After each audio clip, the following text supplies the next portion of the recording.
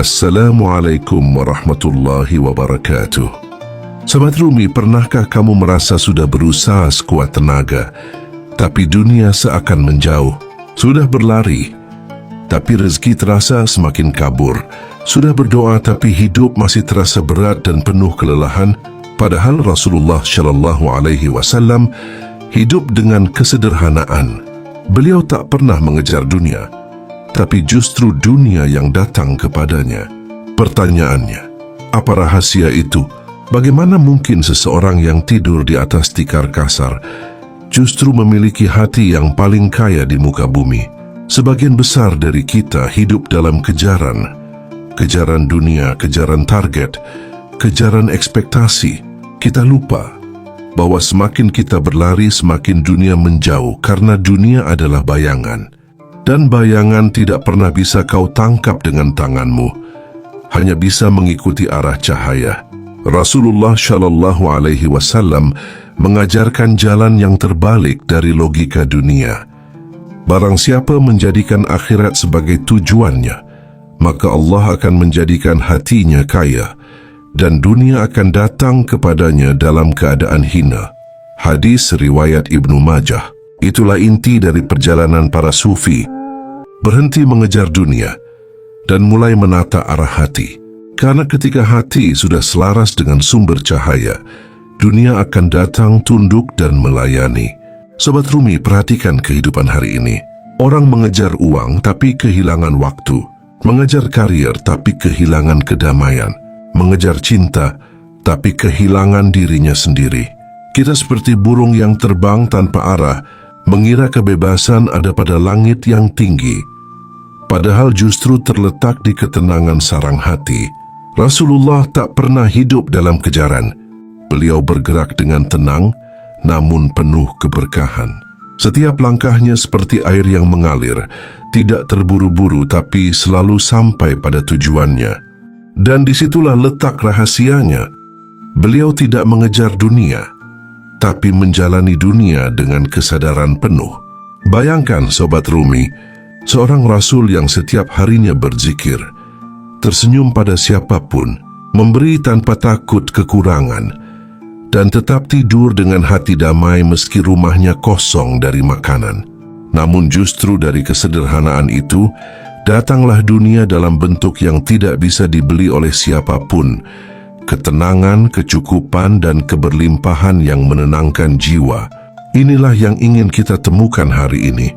Solusi dari Rasulullah agar dunia mendatangimu.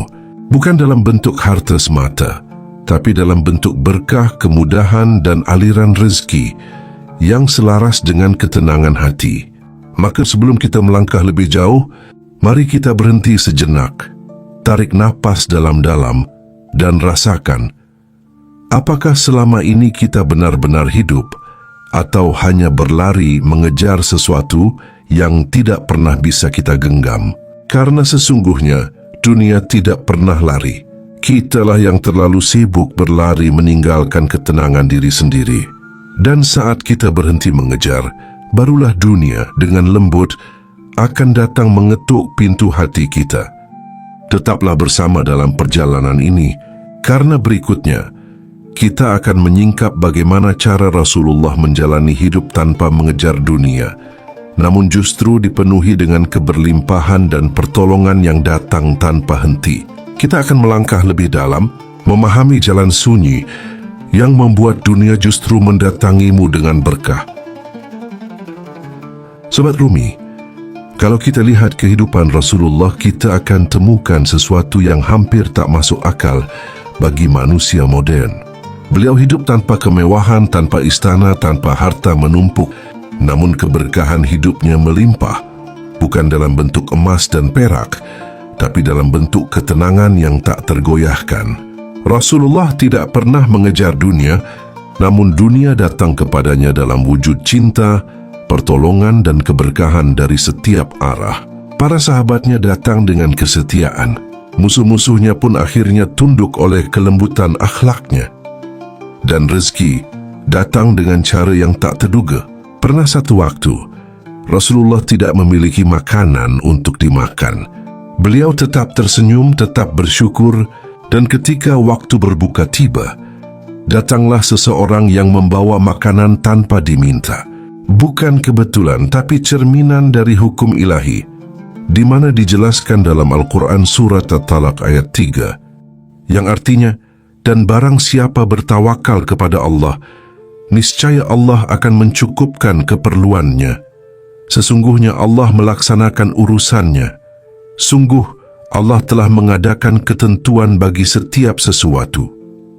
Sobat Rumi, dari sini kita belajar satu hal. Rasulullah tidak mengandalkan dunia, tapi dunia yang diatur oleh Allah lah yang datang kepadanya. Inilah inti dari rahasia hidup yang penuh keberlimpahan.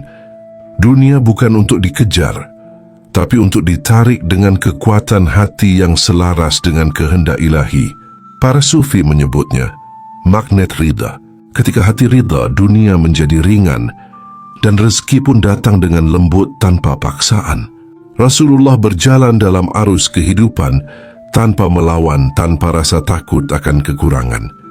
Karena beliau tahu dunia bukan tujuan, hanya kendaraan menuju Allah, dan kendaraan itu akan datang sendiri selama arah perjalananmu benar. Sobat Rumi, perhatikan kalimat ini baik-baik. Barang siapa menjadikan akhirat sebagai tujuannya, maka Allah akan menjadikan hatinya kaya dan dunia akan mendatanginya dalam keadaan hina. Hadis riwayat Ibnu Majah. Hadis ini bukan sekadar kata mutiara. Ini hukum spiritual yang nyata. Semakin engkau fokus memperbaiki batin, semakin dunia teratur di sekitarmu. Semakin engkau mengejar cahaya, semakin bayangan dunia mengikuti langkahmu tanpa harus kau panggil. Rasulullah mengajarkan keseimbangan. Beliau tetap bekerja, berdagang, memimpin, tapi hatinya tidak pernah melekat pada hasil. Beliau bekerja bukan untuk dunia, tapi karena Allah mencintai hamba yang bekerja.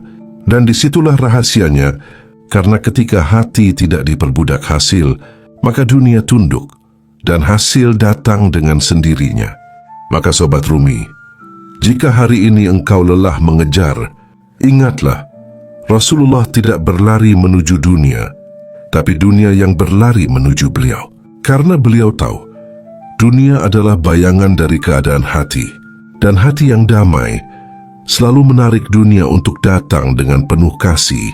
Berikutnya, kita akan menyelami pandangan para sufi tentang hal ini, tentang bagaimana dunia sebenarnya hanyalah cermin dari hati manusia, dan bagaimana ketika hatimu selaras dengan cahaya, segala sesuatu di luar dirimu akan ikut selaras pula. Sobat Rumi, kita sudah tahu bagaimana Rasulullah menjalani hidup tanpa mengejar dunia, namun justru dunia datang kepadanya dengan penuh keberkahan. Sekarang, mari kita lihat bagaimana para sufi memahami rahasia ini lebih dalam. Para sufi berkata, dunia tidak berada di luar dirimu, ia adalah bayangan dari keadaan hatimu. Kalimat ini sederhana, tapi maknanya luas seperti langit. Dunia yang kau lihat, dunia yang kau alami, adalah cermin dari apa yang terjadi di dalam dirimu. Jika hatimu penuh kekhawatiran, maka hidup akan terasa sempit. Jika hatimu penuh rasa cukup, maka hidup akan terasa luas, meski dengan sedikit yang kau miliki. Bayangkan Sobat Rumi, sebuah danau yang tenang. Ketika airnya jernih, langit bisa terpantul dengan indah. Tapi jika airnya keruh dan bergelombang, pantulan langit pun tak akan terlihat. Begitulah hati manusia. Dunia adalah pantulan dari isi hatimu. Ketika hati jernih dan selaras dengan Allah, dunia pun memantulkan keindahan yang sama. Ketika hati gelisah dan penuh ambisi, dunia pun tampak kacau, tak menentu, dan sulit dikejar. Jalaluddin Rumi berkata, jangan kejar dunia, kejar Dia yang menciptakannya. Karena ketika engkau menemukan Sang Pencipta, seluruh ciptaan akan datang mengikutimu. Rumi menggambarkan dunia seperti bayangan. Kau bisa berlari mengejarnya, tapi takkan pernah bisa menangkapnya. Namun ketika kau berbalik menghadap cahaya, bayangan itu otomatis mengikuti langkahmu. Cahaya itu adalah Allah, dan bayangan itu adalah dunia. Inilah yang dimaksud dengan dunia mendatangimu. Bukan karena keajaiban, tapi karena hukum keseimbangan batin. Sobat Rumi, para sufi memahami bahwa dunia selalu bergerak mengikuti energi hati manusia. Jika hatimu penuh syukur, rezeki datang dari arah yang tak disangka. Jika hatimu tenang, segala urusan tiba-tiba terasa mudah. Tapi jika hatimu penuh keluhan, semesta pun ikut bergetar dalam nada kesempitan. Itulah sebabnya para sufi mengajarkan diam batin. Bukan diam tanpa usaha, tapi diam dari kegelisahan, diam dari keluh kesah, diam dari rasa takut kehilangan. Karena dalam diam itu, ada getaran yang membuat dunia menunduk dengan sendirinya. Rumi juga berkata, apa yang kau cari juga sedang mencari dirimu. Ini adalah hukum spiritual. Ketika engkau bergetar dengan frekuensi cinta, cinta akan datang. Ketika engkau hidup dengan rasa syukur, rezeki akan datang. Ketika engkau tenang, keajaiban akan datang dengan sendirinya. Sobat Rumi, para sufi hidup bukan dengan mengejar dunia, tapi dengan menjadi magnet bagi dunia. Mereka menata batin, memperhalus niat, dan membiarkan semesta bekerja melalui diri mereka. Mereka tidak menolak dunia, tapi tidak pula diperbudak olehnya. Mereka memahami bahwa dunia hanyalah alat, bukan tujuan. Sama seperti cermin. Cermin tidak pernah memantulkan wajah yang lain selain wajah yang berdiri di depannya. Jika engkau ingin dunia memantulkan kebaikan, perindahlah hatimu terlebih dahulu. Ada kisah dari seorang sufi besar, Ibrahim bin Adham. Beliau dahulu seorang raja kaya raya, hidup dalam kemewahan. Namun suatu malam beliau mendengar suara dari atap istananya. Ibrahim, bagaimana mungkin engkau mencari Allah di atas tempat tidurmu yang mewah? Sejak saat itu beliau meninggalkan tahtanya, hidup sederhana, tapi hatinya penuh kebahagiaan. Dan anehnya, dunia yang dulu ia tinggalkan justru datang kembali dalam bentuk yang lebih indah, berkah, kedamaian, dan ilmu yang melimpah. Inilah jalan para sufi, meninggalkan kelekatan pada dunia, agar dunia tunduk di bawah kesadarannya. Bukan berarti berhenti bekerja, tapi berhenti bergantung pada hasil duniawi.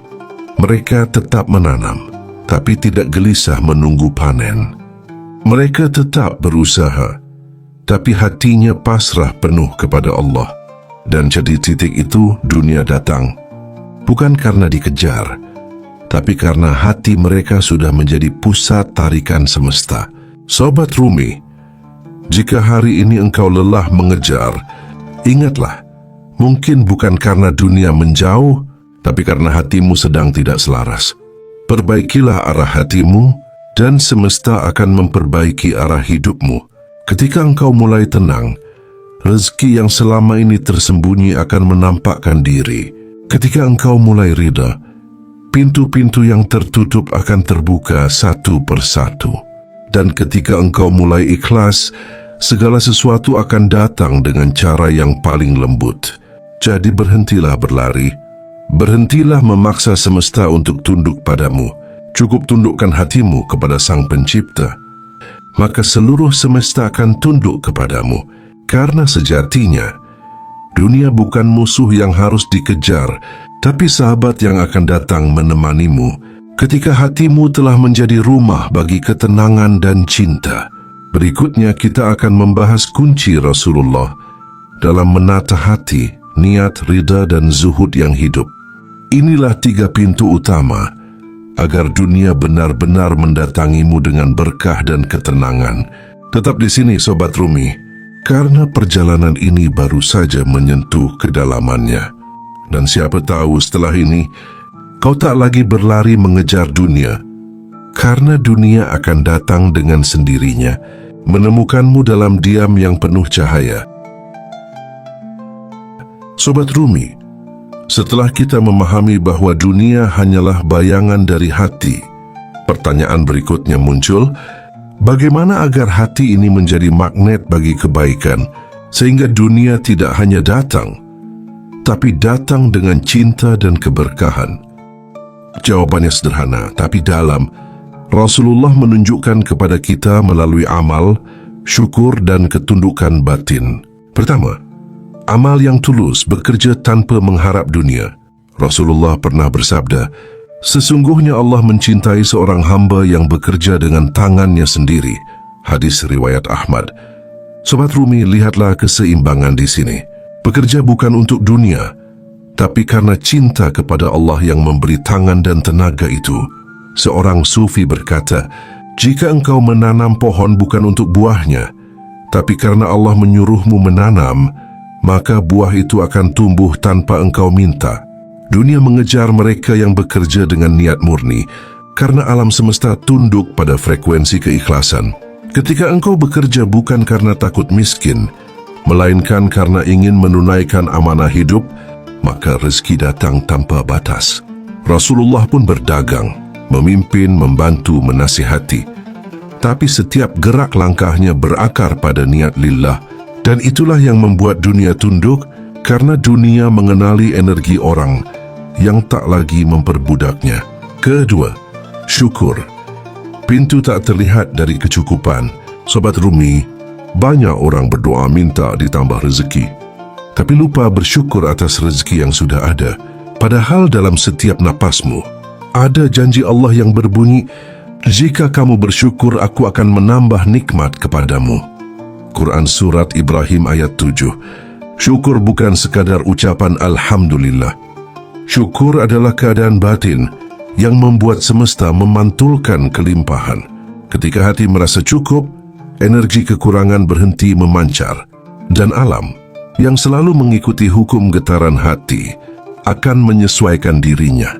Itulah sebabnya para sufi tidak pernah merasa miskin, meski kadang tak punya apa-apa. Karena bagi mereka, kemiskinan sejati bukan ketika dompet kosong, tetapi ketika hati kehilangan rasa syukur. Sobat Rumi, latihlah dirimu untuk melihat keberlimpahan di setiap detik hidupmu. Lihat matahari yang selalu terbit untukmu, angin yang berhembus tanpa kau bayar, dan napas yang terus diberi tanpa tagihan. Ketika kesadaran ini hadir, dunia tak lagi tampak jauh, karena engkau telah menemukan kunci rumahnya, syukur. Ketiga, ketundukan batin, rahasia para kekasih Allah. Ketundukan adalah puncak dari perjalanan sufi, bukan sekadar patuh, tapi menyerahkan seluruh kehendak pada Allah. Rasulullah Shallallahu Alaihi Wasallam bersabda, bukan kekayaan yang membuat seseorang kaya, tapi kekayaan hati. Hadis riwayat Bukhari dan Muslim. Sobat Rumi, ketika hati tunduk sepenuhnya kepada sang pemilik dunia, maka dunia menjadi tunduk pula kepada hatimu. Inilah rahasia para wali, yang hidupnya tampak sederhana, tapi semua hal berjalan mudah bagi mereka. Karena dunia tidak bisa menolak orang yang hatinya sudah melebur dengan kehendak Tuhan. Dalam dunia tasawuf, keadaan ini disebut taslim, pasrah total. Bukan menyerah, tapi sadar bahwa semua terjadi dari, oleh dan untuk Allah. Saat engkau berada di titik ini, energi keinginan pribadi melebur dalam samudera kehendak ilahi. Dan di sanalah paradoks terjadi. Ketika engkau berhenti menginginkan, semua yang baik justru datang menghampiri. Sobat Rumi, dunia adalah pelayan, bukan tuan. Tapi selama engkau masih menempatkannya di singgasana hati, ia akan memperlakukanmu sebagai budak. Namun ketika engkau memindahkan Allah ke takhta tertinggi dalam jiwamu, dunia akan berubah menjadi pengikut yang setia. Rasulullah tidak mengejar kehormatan, tapi seluruh bangsa tunduk di hadapannya. Beliau tidak mengejar kekayaan, tapi harta datang dari segala penjuru. Beliau tidak meminta cinta manusia, namun hingga kini miliaran hati mencintainya. Itu bukan karena beliau mengejar dunia, tapi karena beliau menjadi cermin yang sempurna bagi cahaya Allah. Maka Sobat Rumi, mulailah dari hal sederhana.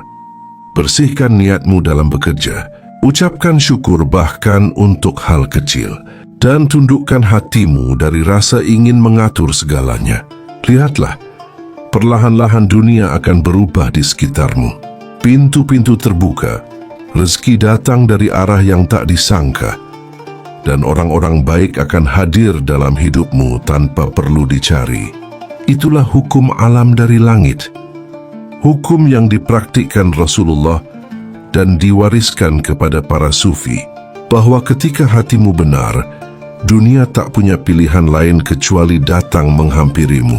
Selanjutnya kita akan menutup perjalanan ini dengan refleksi mendalam tentang bagaimana menjaga keseimbangan antara tawakal dan ikhtiar agar kita tidak hanya dicari oleh dunia, tetapi juga diridai oleh Allah.